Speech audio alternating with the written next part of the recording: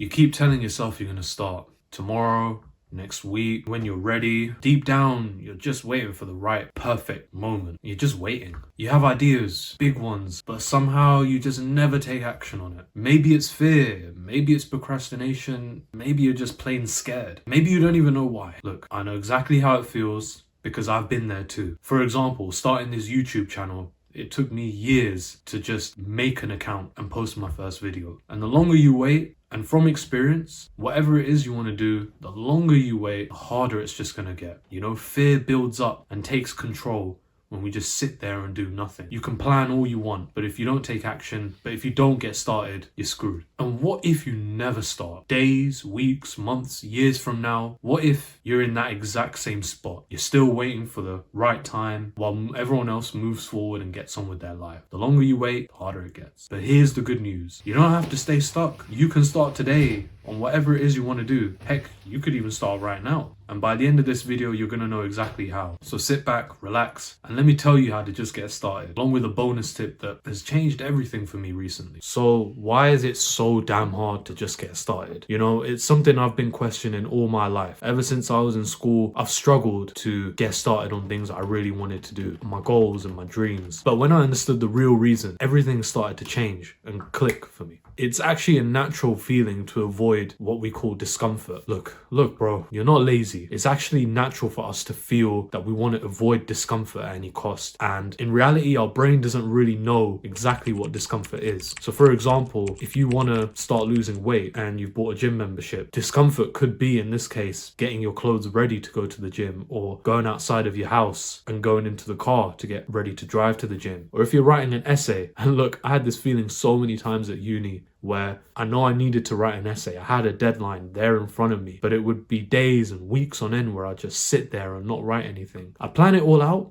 all well and good, but when it actually came to doing it, I would just be scared to write that first sentence. I don't know why. It held me back for so long, man. And you're going to experience this feeling as well. So you're not alone. Trust me, you're not alone on this. Let me share this. You know, earlier I mentioned in the intro that it took me years to start this YouTube channel. Well, there were many reasons for that. And, you know, even if you don't have a YouTube channel or you don't put yourself out there and make content, you're probably going to experience this feeling regardless. You know, for me, when it came to starting a YouTube channel, or content creation in general, there was a fear of being judged. You know, if I put up a video, people are just going to say bad things about me or laugh at me. You know, there's a fear of failure. What if the video I upload doesn't get any views or any comments or any new subscribers? Then I'll suck. Do you know what I mean? Then what's the point? I might as well have not done it in the first place. Or maybe I just overthought it, that, you know, I need a big fancy camera, I need expensive lighting, I need a studio in order to start a YouTube channel. I don't have that money. In reality, it's not as deep as you think. I'm recording this video from an iPhone. I've got a cheap £20 mic hanging off my chest, my normal bedroom lamp acting as lighting. So in reality, you don't need a lot to get started. You just need to reduce that gap between idea and execution. But you really want to write down that feeling, because sometimes when you think about it, you know, you just bottle things up. You just want to write it down. You know, like, what is that fear that's holding you back? What is that judgment that you're having on yourself to not get started?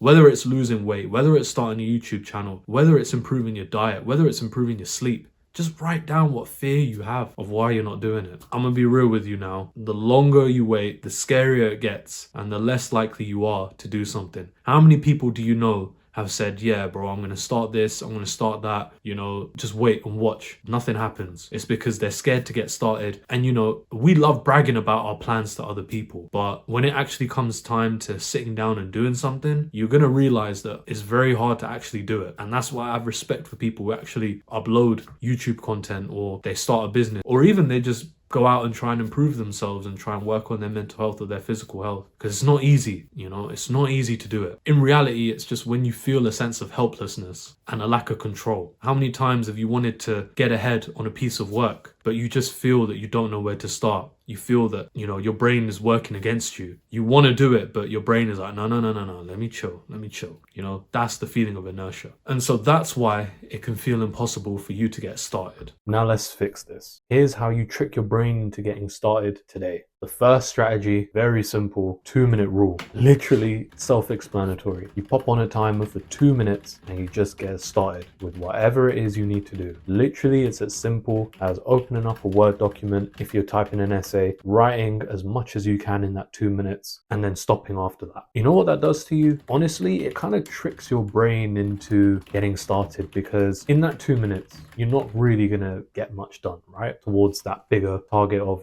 completing an essay or, finishing a workout. But what it does is it just helps you overcome that hurdle that we talked about earlier, that fear of starting. It helps you overcome that. And when you've done that 2 minutes, in reality, bro, it's not even going to be that deep. You're probably going to want to carry on yourself, and you'll move that timer aside and just crack on with it. It's something that I wish I did when I was at uni, when I was procrastinating on all those essays I had to do. Just pop on a timer for 2 minutes and just write. Second strategy is a little bit less simple, but it's probably more effective than the 2-minute rule. What you want to do, you will have experienced this, where you've got a deadline in sight, you've got a task that you need to do, but you just don't know what to do next. Now, you can do the 2-minute rule to get yourself started. That's great. But unless you know where to go from there, you're kind of going to fall apart. Now, look, you probably have a deadline in front of you, all right? And you probably have the final goal in front of you as well. For example, completing a 5,000 word essay in 4 weeks. Now, it's very easy to just sit there and think, what on earth do I do now? 5,000 words is so much. Literally, what you need to do is work backwards. Sounds stupid? Let me break it down. You want to think of the simplest next step to do. That is so simple that you'd be stupid for not doing it. What is that next step? In this essay example, it could be to open up the Word document. It could be to write a sentence, write 2 sentences, something as stupidly simple as that. Because you know what the reality is that a lot of us, myself included, overcomplicate things. Like, you don't need to put so many obstacles in front of you just to get started. Instead, start with the end goal and break that down into the next simplest possible step. And the reason why you want to make it as simple as possible is because, again, your brain is thinking to yourself, all right, you can't be this stupid to not do it. At least do this. And it builds on from the 2-minute rule, gives you that initial momentum to go on with the task. Another example, if you want to launch a YouTube channel, you can literally go on your phone, go to the camera app and record yourself for 10 seconds. Say whatever you want. You don't need to publish it. You don't need to do anything with it. Just record. One of the barriers of me starting the YouTube channel was that I thought I needed a fancy camera, amazing lighting, a studio room. And all you need in reality is your phone, and to start with for lighting, a lamp and a cheap £20 mic that can fit on your chest. So you don't really need that much, bro. Don't overcomplicate things. Whether it's an essay, whether it's a workout, whether it's content creation, you can always boil things down to a simple next step and go from there. And you can always work backwards. Now, this next strategy is called inversion. It's a fancy word, but all it means is literally, we often think of the best case scenario. What do we want to happen? I want to get a top grade on this essay. But what if you flip that over and say, what's the worst case scenario? Well, the worst case scenario in this instance would be not even submitting the essay, You could also argue getting a crap grade, but what's worse than getting a crap grade on an essay? It's not even submitting in the first place. But it's one thing to just do that. The next step in that, and what makes inversion really, really powerful, is you need to list out all the ways in which it can go wrong. In this essay example, what are the things that could go wrong? Well, I could be scared about where to start. I could overwhelm myself and not know what my argument is in this essay, how I need to plan it, what sections I'll include. I don't know. I'll just be scared that I'll get a crap grade and I won't start. Okay, cool. Let's say it's due in 4 weeks. Then because of that fear of starting, it will get to about 3 weeks time and be like, oh shit, I need to submit this essay. I need to get started. Then I'll start and I'll rush through it, make a quick plan, but, really rush through, write, stay up all night for a few nights. What's the big deal? As long as I get it in, that's what matters, right? Then it gets to the night before, you've got a couple thousand words left still, or even worse in my situation, you've written like 2,000 words above the word count, and now you've got to spend the whole night trimming it down. That is hellacious, by the way. I had that too many times. But then you're like, bro, I need to just cut this down, cut. You're doing that all night. You wake up in the morning, you feel crap, but you've got a midday deadline, and then you submit it at 11:59, or you're late, and that's 10% deduction on your marks. That's like the worst case. Even worse is not even doing it at all and not submitting it. So where does inversion really help? It helps you think, right, okay, how can I avoid this?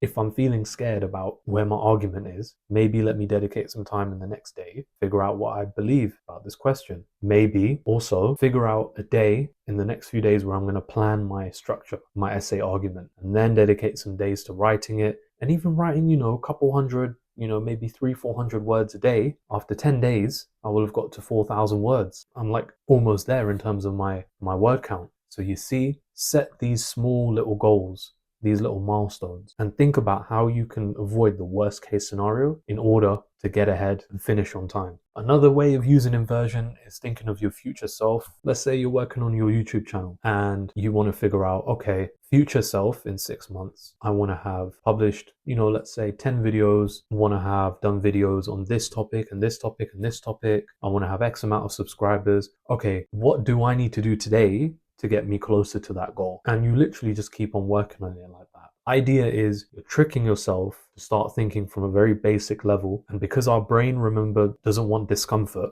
when we use that worst case scenario example, we visualize that negative reaction, that negative outcome. So what you want to do is trick your brain into really cutting that out. You want to really trick your brain into getting started. And that's what inversion helps you do. So now it's time for that bonus strategy. And it all starts with changing how we think of failure. So in the past, and even now sometimes, so I feel like when it comes to how we understand failure, it almost feels as if it's the end, because I flopped this workout or I failed this essay, that's it. There's no coming back from it. Well, that's wrong. And what you need to know is that this strategy will help you flip that fear of failure, because I want you to start thinking of failure as a goal, not a setback. What do I mean by that? Well, we see failure as bad, right? We want to flip it. So what I want you to do is get a timer, time yourself for 5 minutes and give yourself permission to fail. I want you to, for example, record yourself talking for 3 minutes about any topic, upload it to Instagram, or if you're learning a new skill like coding, just open up a text editor and just start typing away, or write a bad first draft of your intro paragraph for that essay. It might be terrible, it might be bad, but at least you've done something. And it also gives you a chance to realize that when you fail and nothing happens, the fear loses power. Before I uploaded my first YouTube video in September 2023, I thought, well, what if family and friends just spot it and they just leave loads of hate comments or start laughing and I get ridiculed? That didn't happen. I think I only got like 3 or 4 views in the first few hours, first week. I mean, admittedly, I ain't had many views now, but the point is that it's not that deep. That is really not that deep. And actually, you're much better from having done it and sucked at it than not having done it at all. So those are the strategies that you need to try to overcome the fear of getting started today. And I want you to let me know in the comments which one you think is going to work best for you. And so by even trying just one of these strategies, you're going to get started on that project. You're going to move forward on that goal that you put off until now. But here's the thing. Most people like you will probably start, but you may experience this, that you fall off in the first few days, first month of trying. Prime example, New Year's resolutions. How many people do you think are following them right now in February? And people will wonder why it happens, and they'll just fall back in the same cycle as we found ourselves in the intro. But to avoid that happening to you, watch this video next. See you there.